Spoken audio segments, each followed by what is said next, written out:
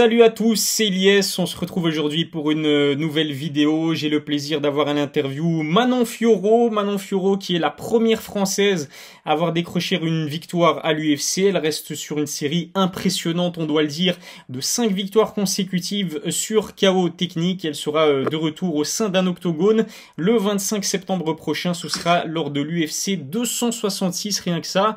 Salut Manon, comment tu vas? Salut à toi, salut Lies. Merci pour cette interview. Ça va très bien. Écoute, je finis ma préparation. Tout se passe bien. Il n'y a pas de blessure. Le poids descend bien. Donc, tout va bien. Tout va bien, on croise les doigts pour que ça continue à aller bien jusque le soir du combat, c'est-à-dire le 25 septembre. Ce qui est sûr Manon, c'est que tu es une combattante très active puisque ton prochain combat face à Mayra Bueno Silva sera en fait le 6e en un peu plus d'un an. Comment tu te sens si bien physiquement que mentalement? Bien, comme tu dis, ça fait 6 combats que j'enchaîne. Donc, voilà, j'ai pris le rythme de combattre assez souvent. Et pour l'instant, ça me réussit bien. Là, ma préparation s'est encore bien passée. Comme je disais, il n'y a toujours pas eu de blessure. Tout s'est bien passé. Et voilà, de combat en combat, on s'améliore. On améliore l'équipe, les sparring autour de moi. Donc, tout va bien. Lors de ton dernier combat, eh bien, tu t'es imposé sur KO technique, c'était au deuxième round.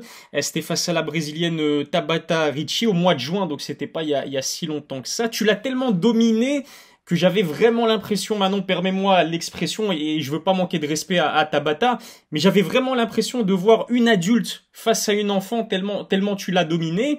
J'imagine que cette performance, eh bien, tu en es extrêmement fier.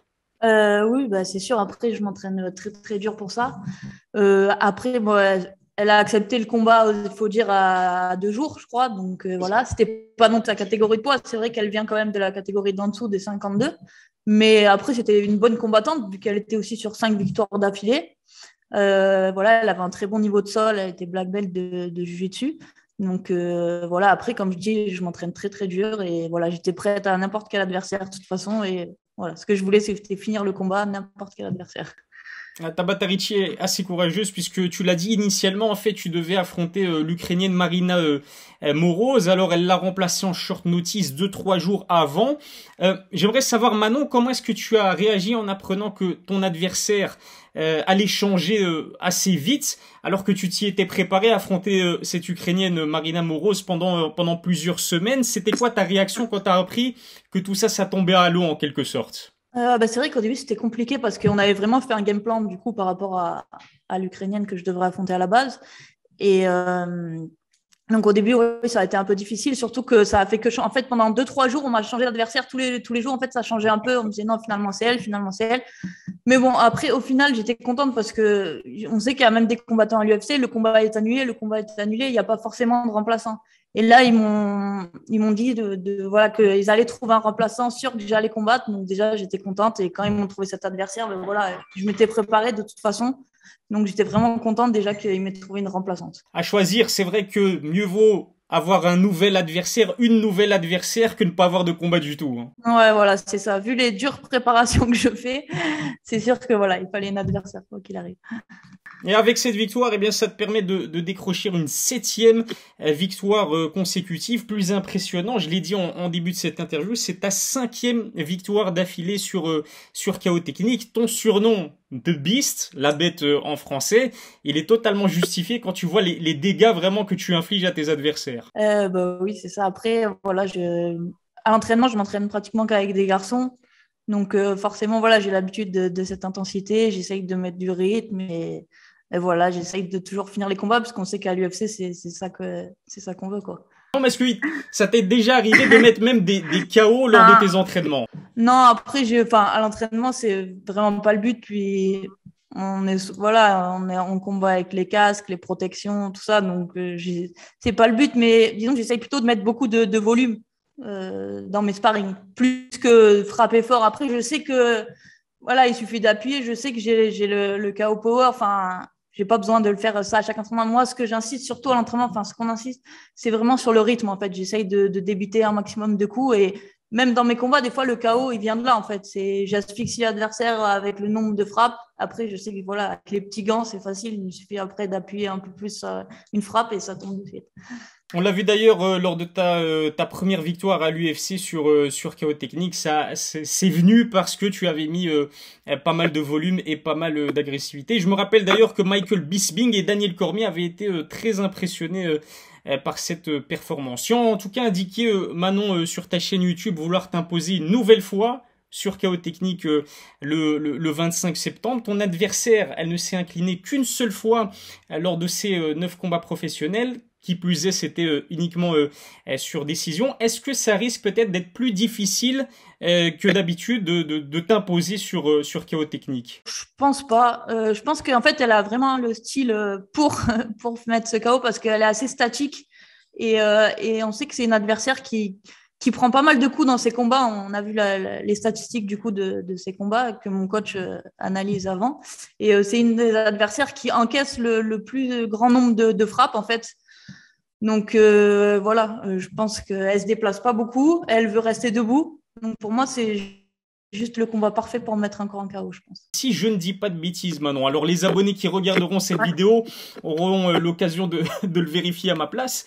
Mais si tu t'imposes sur KO Technique la prochaine fois, tu deviendrais seulement la 2e femme à t'imposer sur TKO pour tes 3 premiers combats à l'UFC. La seule à avoir réussi cet exploit, c'est Cris Cyborg. Si c'est le cas, c'est vraiment fou comme statistique. Oui, c'est vrai, je crois que oui, tu as raison.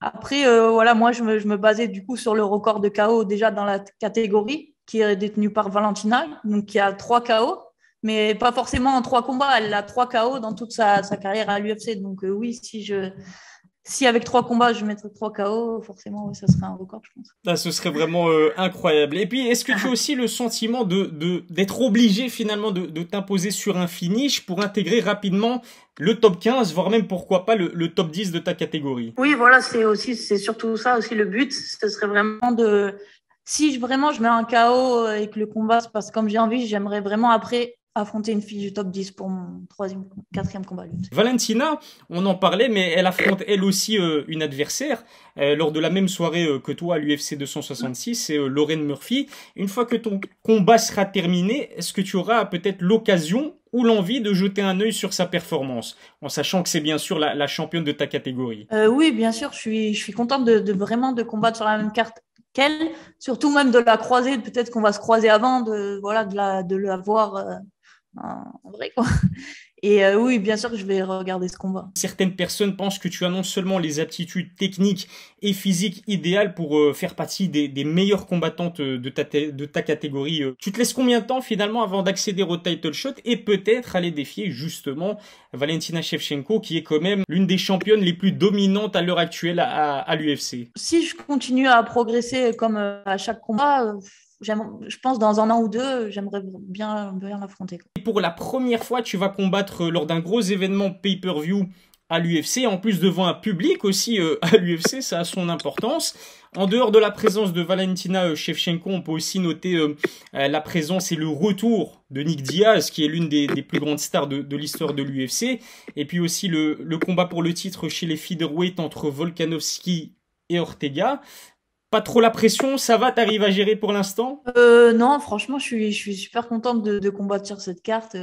J'ai hâte d'y être et voilà. Après, le public, c'est une bonne chose. Après, je pense pas forcément qu'il y aura beaucoup de monde à mon combat parce qu'on sait qu'à l'UFC, les gens, ils arrivent plutôt pour la main card. Donc, je pense pas que la salle sera remplie lors de mon combat. Mais non, mais je suis vraiment contente et je préfère ça, moi. Je préfère vraiment combattre quand il y a du public. Il me reste déjà une dernière question. Tu es aussi efficace en interview que dans un octogone. Je l'ai pas encore dit, mais tu es championne quand même dans 2 organisations différentes. Tu es la première française, ça on l'a dit, à avoir décroché une victoire à l'UFC. Peut-être aussi bientôt la première à intégrer le top 10 chez les femmes. Tu as commencé le MMA assez tard, c'était en 2016. Est-ce que ça te surprend d'avoir atteint un tel niveau aussi vite? Oui, forcément un petit peu, mais après, c'était aussi le but. Donc, voilà, c'est ce que je voulais, mais oui, c'est vrai que ça a été assez rapide et la trajectoire était vraiment parfaite, quoi. Prendre les 2 ceintures mondiales, un titre amateur, oui, enfin, je pouvais pas rêver mieux, quoi.